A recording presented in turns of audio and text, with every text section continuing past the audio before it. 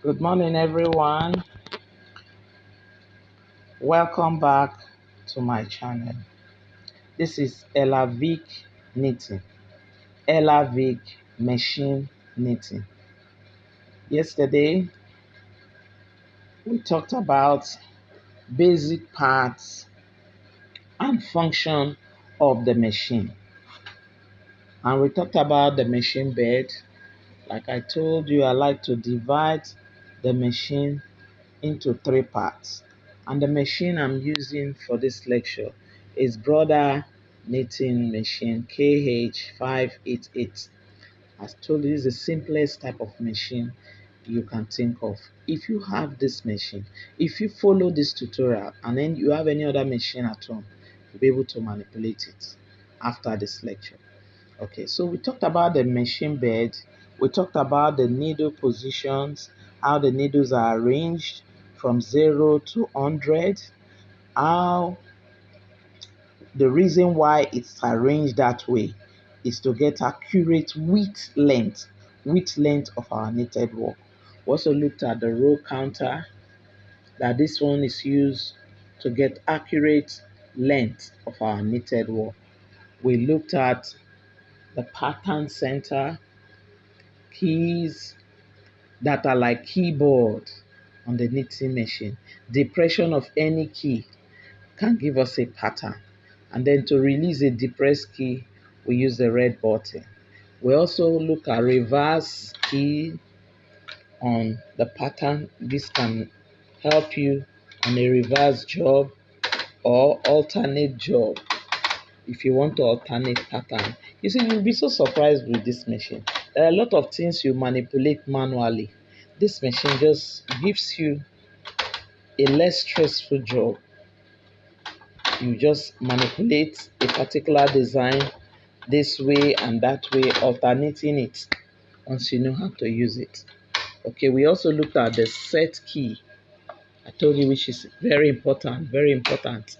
It's like the on and off of this machine. Always make sure it's at the transparent triangle, not at the thick triangle. Make sure it's at the transparent triangle. You know the machine is set for work. Okay, today we are looking at another part, and that's the K carriage. That's the K carriage. This is the main, I call it like the main part of a knitting machine. When you have this K carriage destroyed, no, you can't manage the machine again. You can have faulty needles, you can still knit on the machine bed as long as your K carriage is okay. Needles are bent, you can change them. But when you have issue with this K carriage, no, you cannot use it except you repair it. You repair or change the parts. So treasure it. When we start working, I'll teach us how to lock it so that your children don't play with it or manipulate it anyhow. Okay. Now the first part on this K carriage is the handle. You see the handle? You see the handle? This handle helps us to hold the K carriage and move it to and fro. That's the work of the handle. Now it can be removed. Let's remove it so we can see other parts clearly. It can be removed. The next part is the tension dial. Tension dial. You see the tension dial is numbered from 0 to 10. 0 to 10. Now, from 0 to 5 of the tension dial, it shows tightness. Your knitted work is tight. Your knitted work is tight if your tension dial is between 0 to 5. Then, from 6 to 10, it shows your knitted work is loose. This tension dial is what makes you have a perfect job. I see a lot of people, they start their knitting with a particular tension from the beginning to the end. That's wrong. It's because they don't know the function of the tension dial. You alternate different tensions as you start your work. The tension you use for a rib It's never the tension for the body of the work. It's never the tension for neckline. But I see a lot of knitted work. People start and they start their knitted work. The same tension. In fact, since they bought the machine, the tension the tension that has been, that's what they have been using. They don't know how to alternate it. With this tutorial, you will learn a lot and know how to operate your machine. So that's that about the tension dial. Now, the next part we are looking at is the lock and open buttons. On this machine, this is the lock and open button. We have two of them on the brother machine. Other sophisticated brother machines, they have just one lock. But this model of knitting machine has two. You cannot lock one and leave one. No, you can't do that. If you lock one and you are working with the head, the one that is open will open up what you want to be locked. So you must lock the two. The one on the right hand and the one on the left hand. This is to open. This is open. This is open. This is lock. This is open. This is lock. This is open. Now, I deliberately left the discussion of this yesterday concerning the machine bed. When you look at the end of this machine bed, there's a point where we have 100. When you go, the 2 points where we have 100, number 100, you will see towards the end of the machine bed, you will see letters A, B to E. A, B, C, D, and E. Now these letters, they have function. At position A, all needles are at rest. They are at rest, they are not working. When you want to work, you bring them out. You are the one that will bring them out. Assuming I want to work now, I will just bring them out. I must surely select and bring them out. Now I brought out some few needles. When I now move with the K carriage, see what happened to these needles. They are now aligned, neatly aligned at the B position, telling us that they are ready for work. So the B position is working position. They are ready for work. Now as we work, sometimes you want to do some patterns and some needles have to leave the B position and come out so that they are known, selected for that particular pattern.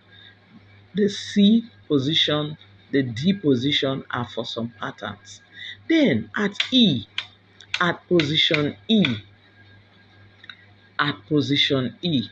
it is also a position of non-working, just like the A position. But the difference is that these needles they were already at work. But by virtue of the kind of design you are doing, you now say, be suspended for a while I do some part of this knitted work, then I'll come back. And when you just bring them to that position, it's not easy. When you pass with your K carriage, it takes them back to B. You say, no, I said, stay here. Stay here, don't walk. When you pass with your K carriage, it will take them back to B, working position. Because you've not done that's where the lock and the unlock, the lock lever comes to play. So when you now pass on those needles, they remain where they are. They say, okay, we understand. You are not working for now. They remain where they are. And then when you are through with what you are doing, when you now unlock, in this case the 2, and pass with the K carriage, see what will happen.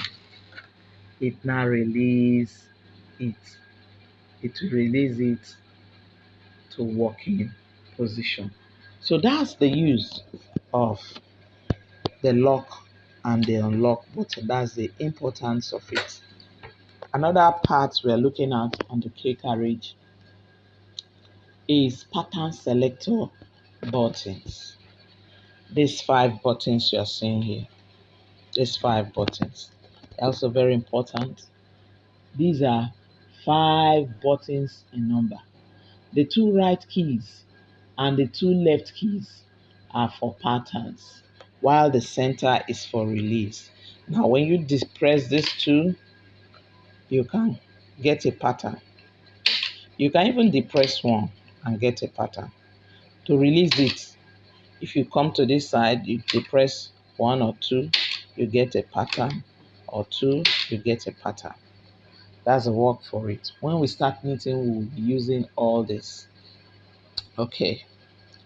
The next is the row counter tripper. The row counter tripper is always behind the K carriage. Look at it. The row counter tripper. You can stop it from tripping or allow it to trip. Now, let's set our row counter just as we learned yesterday. Already this is 0, the anti-clockwise. Now we're going to the clockwise. I went to, okay. Now we're going to the clockwise 0. Also this anti-clockwise. So I have set it just like yesterday, 0, 0, 0. Now, as the K carriage is coming, see what will happen to the row counter.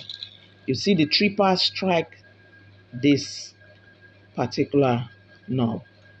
It comes back again, it strike it. Our number have changed to 2. So while you are knitting, that's the tripper that helps you to get the accurate count on the row counter. You see what it's doing? So in case you are knitting, you didn't even know you have depressed, you have stopped the tripper from tripping, can affect your work. So when you want to knit, you check all these things. Bring the tripper down. Different machine with their style of tripper. So when you check your tripper, you see where it can be stopped from working. This is the tripper. And always put it at work when you want to start your knitted work to get accurate count. Okay. Now the last we are looking at is this very important key. I have had a lot of people stop using their machine because they say they don't know what's wrong with it. Is this change knob. Change knob. This change knob is very important.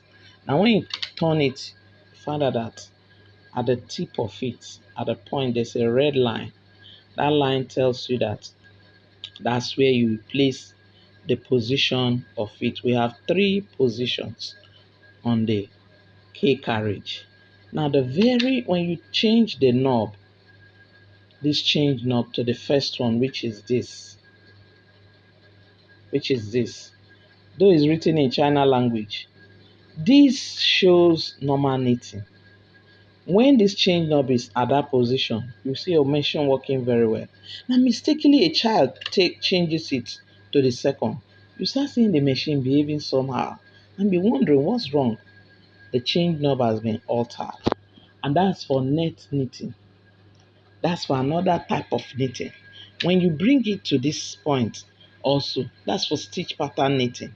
It might not augur well with the normal knitting you are doing. So this change knob is very, very important when you're operating your machine, and it's on the K carriage. These things are worthy of note. You see this change knob and this set key I talked about. When they are not at the right position, you have issue with the machine. You will not understand what's wrong with the machine. So make sure the set key is at the transparent triangle. The transparent triangle.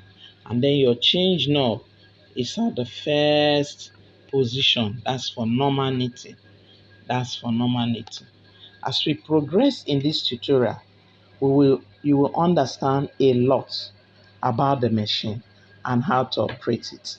When we get to the point where we elaborate on the pole and the thread, we'll talk more about the sinker plate and the yarn feeder. So for today, I end this tutorial at this point, and I encourage you to send your questions. Send your questions so I can look at them and know what to do. And personal classes are allowed on WhatsApp. We'll talk about how we'll go about it. Okay? Bye for now. Thanks for watching. See you tomorrow.